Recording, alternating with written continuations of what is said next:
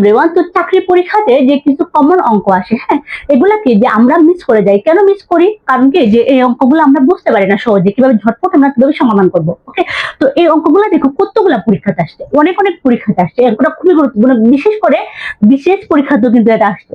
এটা কিন্তু খুব মানে একদম একটা অঙ্ক, কমন অঙ্ক। ওকে, তো এখান থেকে 100 বিশেষ আসছে, প্রাইমারি শিক্ষকে আসছে, সহকারী প্রকৌশলী, অফিস সহকারী, অফিস সহায়ক, কম্পিউটার অপারেটর, মানে খুব খুব খুব বেশি পরীক্ষাতে এটা আসছে। ওকে, তো পদে কি বলা হয়েছে দেখি আমরা, একটি আয়তাকার ক্ষেত্রের দৈর্ঘ্য 5% বৃদ্ধি পেলে তার ক্ষেত্রফল কত পার্সেন্ট বৃদ্ধি পেলে শতকরা।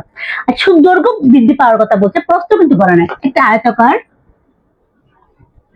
দৈর্ঘ্য, হ্যাঁ, এটা বৃদ্ধি পাইছে 5%, প্রশ্নটা কিন্তু বলে নাই। ওকে, বলছে এটা ক্ষেত্রফলটা কত পার্সেন্ট শতকরা বৃদ্ধি পেয়েছে। তো আমি কি বলছিলাম যে সূত্রটা কি হবে, সূত্রটা হবে কি, এ plus B plus A B into কি 100%, যেহেতু শতকরা বলছে 100। ওকে, তো এ প্লাস বি প্লাস কি যে এ বি ইন্টু বাই 100%। ওকে, তো এখানে যে বলা হয়েছে যে 5% বৃদ্ধি পাইছে, ঠিক আছে, এখন 5% বৃদ্ধি পাইছে, এখানে 5 বসাইলাম, ঠিক আছে, প্লাস এখন এই যে বি এর মান কিন্তু দেওয়া নাই, বি এর মান কিন্তু 0, প্লাস এই যে এর মান কত, এর মান বলছিলাম যে 5%, দৈর্ঘ্য বৃদ্ধি পাইছে, বি এর মান 0/100, তাহলে এটা তো সব সব 0 হয়ে যাবে, সেখানে হবে 5%। তো কত পার্সেন্ট বৃদ্ধি পাইছে? 5% কি বেড়েছে।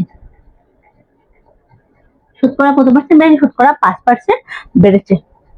এখন তোমরা একটা হোমওয়ার্ক করবা। ওকে, তো আমি যদি এখানে বলি 10% বৃদ্ধি পেয়েছে, আমি তোমাদেরকে বলি কি যে এখানে 10% বৃদ্ধি পেয়েছে, তাহলে এখানে যদি বলি যে একটি আয়তাকার ক্ষেত্রের ক্ষেত্রফলের দৈর্ঘ্য 10% যদি বৃদ্ধি পায়, তাহলে তার ক্ষেত্রফল শতকরা কত পার্সেন্ট বৃদ্ধি পেয়েছে, এটা তোমরা পরে ঝটফট